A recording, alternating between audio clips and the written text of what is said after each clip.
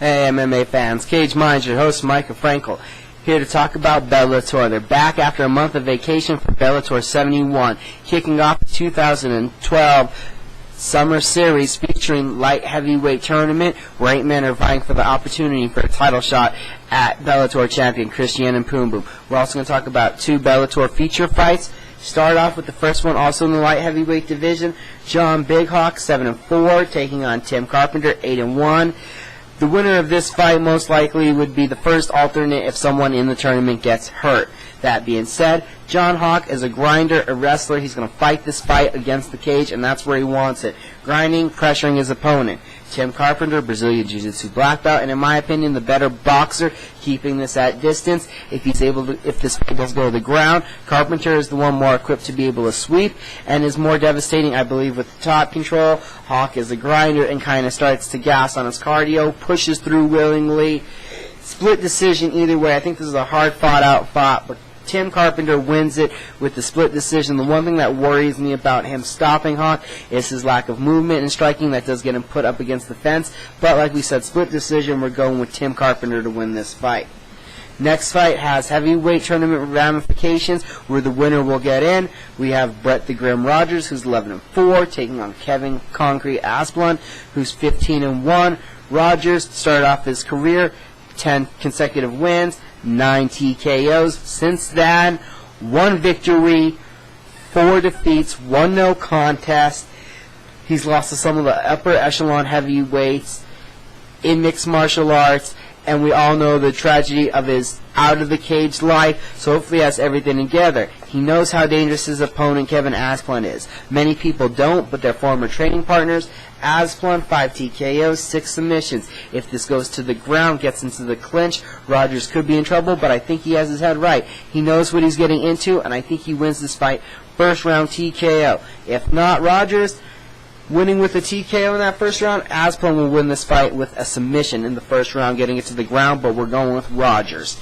Now we move on to talking about the Bellator Light Heavyweight Tournament for this summer series. Start off with talking about Rich Rare Breed Hale, 19-4-1, taking on Beau Tribolet, who's 7-1. Hale, he was a finalist in the first light heavyweight tournament, losing by TKO to Mpoumboum. I gotta say he's one of the favorites in this tournament to make it back to the finals. Tribolet, he's a former police officer and not much video out there on him. Hale, we know more about, see more about. He's the big guy that cuts down to 205. I believe he wins this fight with the TKO. Second round, maybe third round, in a hard-fought, tough battle. We're going with Rich Hale. Next matchup we're talking about, still in the tournament, talking about Travis Diesel Hume, 66-14, taking on Chris the Professional Davis, 10-3. They both have the same common opponent. Hume, last outing, beating in a Bellator feature fight Christian Mpoumboum by a decision using the strength of his wrestling. Chris Davis got TKO by Mpoumboum. Davis has been off for a year. I believe that Hume has stronger. This is his time. It's some time to get some recognition on a big level. His wrestling will provide through, and he will win this fight with a decision, grinding it out and making it hard on Davis. Now we have Rou Boughton, who's 8-2, taking on Emauel, the hardcore kid Newton, 17-6-1. Newton, more experience, coming with a 5-fight win streak. Boughton with a 3-fight win streak. Both guys have fought some tough dudes in their career.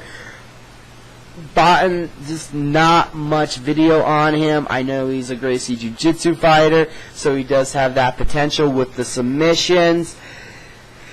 Newton, though, also 6 submissions to his credit. I haven't seen these guys really before, so we're going to go take Newton, and because of my lack of knowing them is really my lack of predicting a finish, but we're taking Newton to win this fight. And then, as we're hearing it, the main attraction of the light heavyweight tournament will be this fight, Zelg Galesic, 11-6, taking on Attila Vegh, who is 25-4-2. Vegh has some hype around him. A Slovakian fighter, 9 TKOs, 10 submissions. Came in with a lot of hype to Bellator. Galesic came in also, being known for his striking. And in a dismantling, Alexander Storm Shlemenko has changed Galesic from a middleweight up to a light heavyweight. Galesic is a striker. He is devastating, as was demonstrated at SLT in India. But what's the difference in this fight is that Galesic still has majority of his losses by submission, not a well-rounded game. Vegh has the more well-roundedness.